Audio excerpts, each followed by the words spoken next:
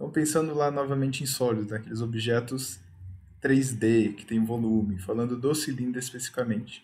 Quais são as características importantes dele? O perfil de referência é um círculo, definido pelo diâmetro, ou seja, uma medida que sai de uma extremidade qualquer, passa pelo centro e vai até a outra. Legal? Então, revisando o que nós vimos na aula anterior. Eu tenho uma aresta, ou seja, uma linha da peça, e aí aqui foi incluído algumas informações a mais para entender como é feita a construção do cilindro, deste elemento. Isso ajuda bastante a gente nos desenhos feitos em computador, com software, no caso de CAD, e mesmo nos processos de usinagem lá em fabricação, porque o processo de torneamento é muito parecido com isso. Então eu tenho aqui ó, no centro, passando a vertical, um eixo, tá? Indicado por Y, que seria aqui no meu caso um eixo de referência. Existe um perfil ou uma figura geradora, então o perfil que vai dar origem a esse desenho. Então ele pode ser um retângulo ou um quadrado, não tem problema. O que acontece? Então é como se eu pegasse este perfil e girasse ele ao redor do eixo. Tá? Então eu vou pegar um perfil aqui, vou ter infinitos perfis numa sequência um do outro até formar a minha figura. Então eu tenho lá a minha base de referência, a base inferior ou superior aqui. Então eu tenho um eixo, giro esse perfil ao redor dele e eu vou ter origem do cilindro. Por que isso é importante? Nós já vamos ver na sequência desenho de projeção, desenho 2D. Então, quando eu olhar essa figura em uma determinada posição, eu vou enxergar um cilindro, um círculo. Tá? Quando eu olhar na outra, eu só vou enxergar o retângulo, ou um quadrado, dependendo das dimensões. Ainda pensando em revolução, um perfil que gira, revoluciona ao redor de algo. Se quiser uma esfera, tá? Popularmente chamando aí uma bolinha, então eu tenho um semicírculo, metade de um círculo que vai girar ao redor do eixo e formar a minha esfera. Se o meu perfil para gerar isso, a minha figura geradora for um triângulo, eu vou ter como resultado um cone, um sólido cônico. Alguns termos também podem aparecer, o caso do tronco. O que é o tronco? Nada mais é do que um determinado perfil que eu já tenha, que ele é cortado. Então eu tenho um prisma retangular aqui no canto esquerdo. Se eu cortá-lo, eu posso falar que eu tenho o tronco de um prisma. O mesmo vale para um cilindro, o tronco de pirâmide, eu posso trabalhar com a parte superior e inferior, ou o tronco de um cone. Tá? É só uma questão de nomenclatura. Ainda em sólidos derivados de outros sólidos. Aqui já vai dar uma noção de como que a gente vai fazer alguns desenhos. Por quê? O que seria nesse caso do desenho? Ó, eu tinha originalmente um bloco retangular, tá? Com as dimensões totais maior, e é como se eu retirasse ou cortasse um bloco menor. Tá vendo as setinhas indicando? Ele está saindo da peça. Então é como se eu cortasse e removesse. Aí eu tenho origem esse formato aqui similar a um degrau. Mesma coisa aqui em cima. Eu tenho um bloco retangular, tá? Retiro um cilindro dele, certo? Então eu vou ter uma peça com um furo. Ou eu posso ter um cilindro e retirar um bloco retangular dele, e eu vou ter um cilindro com um furo quadrado. Já aproveitando para formar. Furo não tem que ser obrigatoriamente circular. Posso ter furo com qualquer formato, desde que seja um perfil fechado. Então essa é uma maneira de executar os desenhos, que seria o quê? Eu parto de um bloco total aqui no canto esquerdo e vou retirar algumas partes dele para ter origem na minha peça. Então eu retirei ó, dois blocos retangulares, dois prismas e um cilindro da peça. Eu tenho isso similar a um pódio aqui. A mesma coisa no exemplo de baixo. Então, apesar de ser uma peça aparentemente complexa, a construção dela é simples, certo? Partindo sempre de perfis simples de entender. Qual que é a outra maneira de desenhar que alguns preferem? Eu vou pegar, por exemplo, nessa peça, vou colocar o mouse aqui embaixo. Então, eu começaria a minha linha aqui. Conhecendo a peça e sabendo as medidas, eu vou construir ela, tá? Parte por parte. Então, eu vou do nada e vou linha a linha construindo a minha peça, mas eu preciso ter uma compreensão melhor.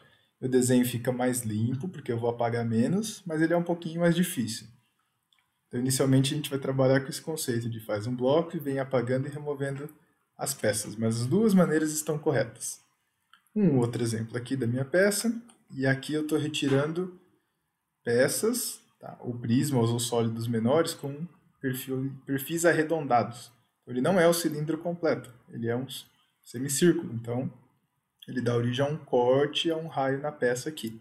Pode ser internamente ou pode ser externo. Ok? Então, alguns exemplos aí. Nós também vamos fazer bastante desenho desse tipo. Como eu comentei com peça 3D, a gente já viu bastante isso também lá nas nossas aulas. Vamos reforçar. Qual que é a perspectiva? Ou seja, o desenho 3D mais importante para a gente. Isométrica simplificada. Simplificada porque nós vamos trabalhar com a medida simples, equivalente. Então, as medidas que eu usar na minha peça projetada em 2D, eu vou usar na peça projetada em 3D. Ok? ISO, de mesma igualdade, métrica de medida. Por isso que ela é desse jeito que eu falei, relacionando 2D com 3D. Quais são as características? Mesma proporção para a altura. Lembra que eu tinha comentado do eixo Z? Ah, mas aqui ele está indicando para baixo? Não tem problema, o eixo é uma linha imaginária comprimento infinito. Então, o que tem para baixo, ele segue aqui para cima também. O fato de eu indicar para um lado ou para o outro é indiferente, é só uma maneira de usar aqui no meu desenho. Tá? O distanciamento angular entre esses eixos é de 120 graus. Lembrando que o círculo completo tem 360. Se eu divido em 3 partes iguais, 360 dividido por 3 são 120 graus. Então, entre x, y e z, tenho 120 graus entre eles. E aí, por isso que nós vamos usar o esquadros. Tá? O esquadro ele vai dar exatamente esse ângulo de referência aqui para a gente. Desenho aqui do meio. Então, ó, x, y e z são meus eixos de referência. O zero seria um ponto aqui, nem seria o zero, vamos chamar de O, origem. Então, as linhas T, R, U e S são linhas isométricas. Por quê? Porque as linhas são paralelas a algum dos eixos de referência, algum dos eixos isométricos. Então, isso daqui vai ter a mesma característica, ó, vai manter essa proporção. Nesse caso aqui à direita, essa linha V, ela não é paralela a nenhum dos eixos de referência. Então, é uma linha não isométrica. Então, aqui é uma linha onde a gente não vai poder trabalhar com essa proporção nas medidas, porque vai dar erro nos desenhos. Quando vai aparecer isso? Quando eu tiver chão.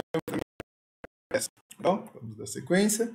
Alguns exemplos que a gente fez em sala usando aquele papel reticulado. Inclusive, na apostila de vocês, lá no final, deve ter uma ou duas folhas que tem essas linhas inclinadas para simular os eixos isométricos. E nós vamos aprender logo mais para fazer com o esquadro, para não precisar ter esse tipo de linha. Então era só um passo a passo, a gente fez bastante desenho desse tipo. Se alguém quiser treinar, mesmo na folha branca, fica à vontade, utiliza o vídeo aí. Tá? Desenha os eixos de referência, faz as marcações com as medidas, vai construindo o desenho, depois eu apago as minhas linhas.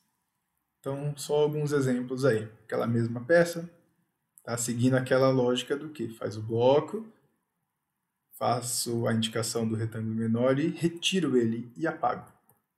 Ok? Aqui seria uma peça com um chanfro, então um corte aqui, ó, numa diagonal.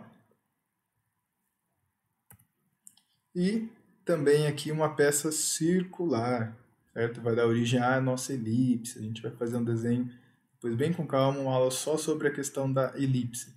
Mas lembrando que eu tenho como referência para um círculo um quadrado. Ok? Projeção ortogonal, ou seja, projeção 2D, é aquilo que eu vou ver que é a parte mais importante do meu desenho, é o desenho planificado. Então eu tenho que imaginar que eu tenho uma pessoa olhando para a peça de frente, tá?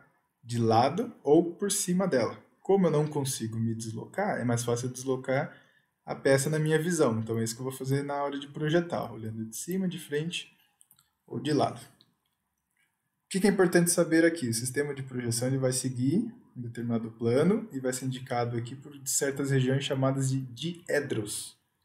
Tá? Não se preocupa em tentar decorar todas as características que eu vou comentar aqui. Eu vou explicar o que é e por que a gente vai trabalhar basicamente com o primeiro diedro. Certo? Então, quando foram criadas as regras técnicas para desenho, se utilizaram semiplanos. Então, eu vou trabalhar com um plano vertical e um perpendicular aqui, ó, planos perpendiculares, né? Vertical e horizontal, dessa maneira aqui. Então, o que acontece? Importante pra gente, primeiro diedro com essa simbologia aqui, ó. É esse símbolo, aqui do lado direito, os dois círculos, e essa peça aqui, como se fosse a indicação do tronco de cone. Tá? Primeiro diedro. O terceiro é um padrão muito utilizado nos Estados Unidos. Tá? Mais pra frente a gente pode até conversar, mas o importante pra gente é essa. Segundo e quarto não existem. Por quê? Dá uma olhadinha aqui, ó, canto esquerdo, só aquela representação do desenho como se tivesse explodido, afastado. Então vamos lá em cima, ó, primeiro diedro. Qual que é a regra? Quando eu projeto, eu pego um ponto de referência chamado de ponto A. Então eu projeto ele num plano vertical, que está em pé, e um plano horizontal, que estaria deitado. Ok? Então é como se eu estivesse observando ele nessa direção e nessa. Pela regra que se criou, eu vou pegar o meu plano horizontal, certo? De baixo, e vou girar no sentido horário, sentido do relógio. Então, o que aconteceu? O plano horizontal veio para baixo do vertical. Se eu fizer isso no segundo diedro, o que acontece? Está de novo a minha projeção. Plano vertical e horizontal. Qual que é a regra? O plano horizontal gira no sentido horário. Então, ele vai girar e vai ficar o quê? Sobreposto. Então, o plano vertical e horizontal ficam iguais. Então, eu não consigo executar o desenho. E o mesmo ocorre no quarto. Por isso que o segundo e o quarto diedro não existem. Só existe o quê? Primeiro e terceiro, que está aqui embaixo. Qual é a diferença? Tá vendo lá a projeção? Ó? Plano vertical, horizontal. Quando eu giro meu plano horizontal no sentido horário, o plano horizontal vai para cima. Então, na hora que eu coloco o meu desenho na folha, no terceiro diedro, que é o padrão americano, o plano horizontal fica projetado em cima do vertical. No primeiro diedro, que é o padrão nosso, ele fica projetado embaixo. É só uma regrinha. Vou até voltar. O que é importante para a gente? Identificar este símbolo, que é o símbolo do primeiro diedro, e vamos preocupar sempre com ele. A partir de agora, todos os desenhos que eu vou mostrar, vamos estar trabalhando sempre com o primeiro diedro, é o mais utilizado no Brasil. Então, só alguns exemplos aqui, ó, partindo aqui do canto esquerdo. Se eu projetar um ponto, o ponto A, linha projetante, então é como se indicasse da onde eu estou olhando. O ponto projeta como um ponto, certo? Nesse exemplo aqui do lado direito, eu tenho uma linha de A até B. Nesse sentido, a linha AB é projetada como a linha A1-B1, ok? Agora aqui embaixo, olha que interessante, eu tenho uma linha também A e B, só que a linha ela está o quê? Na mesma direção do observador, na mesma direção da linha projetante, então ela vai ser projetada como um ponto. Tá? Então é muito interessante, a gente vai ver isso bastante na prática, porque que às vezes a linha é projetada como um ponto, ou linha e assim por diante. E aqui é um exemplo de um perfil fechado também.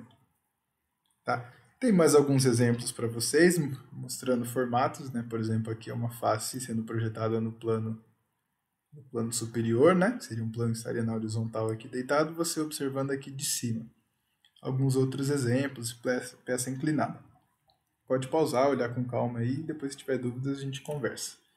Vamos olhar como se eu tivesse uma peça, fica um pouquinho mais claro. Então é um bloco retangular projetado nos planos frontal, esse que estaria aqui na vertical, vamos chamar ele de frontal. Esse aqui seria o nosso plano lateral e aqui embaixo o plano superior. Então a mesma peça sendo projetada em posições diferentes. Quando eu juntar tudo isso, ficaria mais ou menos essa construção. Parece um pouquinho confuso, tá? Então tem planos aqui, ó. O frontal, que é o vertical, lateral, e o superior, que também é horizontal. Só questão de nomenclatura. As setas indicando para que lado cada um está sendo projetado, e aqui efetivamente as projeções. Então sumiu a peça em 3D, ficou só o 2D projetado. Só as duas dimensões. E aí o importante seria fazer o quê? Depois abrir essa projeção. Lembra do diedro? Eu pego o horizontal, giro no sentido horário. Então o horizontal vem para baixo do plano vertical, fica nessa posição. E aí o lateral eu vou ter que abrir ele para fora do meu desenho. Não, eu vou sobrepor e eu não consigo mais desenhar. Então a setinha abre para aquela posição. Então eu fico com vertical, que equivale ao frontal, horizontal, que equivale ao superior, e o plano lateral neste posicionamento. E quando eu olhar efetivamente de frente, que é o que você vê no papel, é isso daqui que ocorre. Certo? Frontal, lateral e superior. tá como A, B e C, só para fazer a indicação. Respeitando o que? Posicionamento, as peças aqui, os desenhos da peça são alinhados e com a mesma distância. E aí, na sequência, nós vamos ver alguns exemplos mais práticos com desenhos, fica um pouquinho mais fácil de fixar.